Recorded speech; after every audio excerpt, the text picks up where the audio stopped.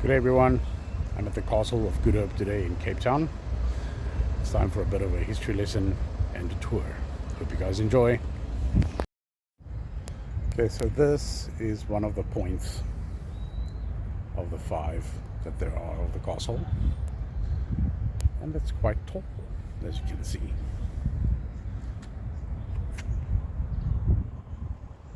The moat is just outside this grass, I can say, little hill here.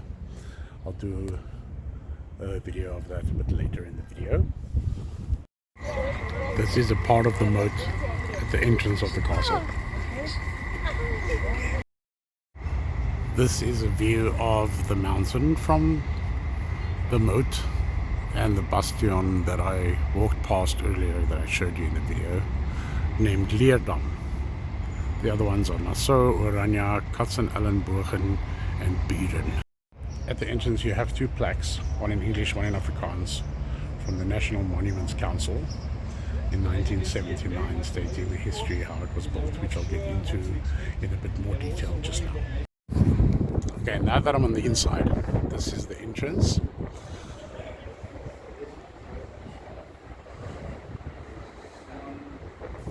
This is the inside of the castle. So as you can notice, the mountain in the background, always breathtaking, especially with the clouds rolling over. But the walls are yellow.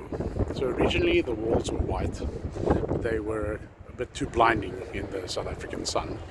So they started mixing in some other stuff to make it this yellowish color because it's not so bright.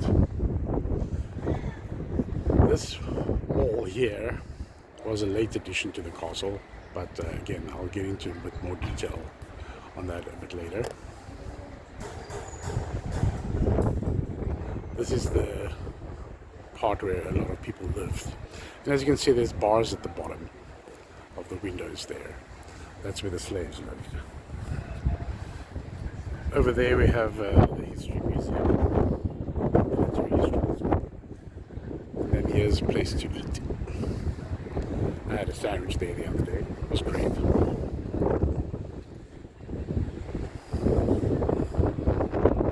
And then you have these 4 figures here that were all part of the history of the castle. But I don't remember that. This is how they told the time back in the day. So this was from 10 a.m. up to like sunset. And that was the time in the morning. There where the red chairs are under the tree, if you go through there, you'll find the bakery and the pool, which I'll be going to now. And then I'll show you all about that. Those stairs there in the corner lead up to the wall and up to the bastions. You can actually walk the entire 5 sections of the castle on top. This place is quite big and the stairs are quite steep in some places and very smooth. So this was the pool. There's some steps leading into it and some cardboard, of course. And then this little statue on top is supposed to resemble a dolphin. I don't know what kind of dragon dolphins they had back in the day, but definitely not a dolphin. And this was what they called the bakhuis, or the bakery. I'll show another side of it when I'm on the other side of it. This is where all the baking and cooking took place. This area here used to be the stables, not the stables, the carriages were kept, and where they were the wagons and stuff that the horses pulled. Notice that some of the windows and doors were painted green. Those were to show that that's where the people were, and all the red ones over there is later where the ammunition and weapons were placed when it turned out they got too wet in their original storage place, which we'll also go into a bit later because that's somewhere else.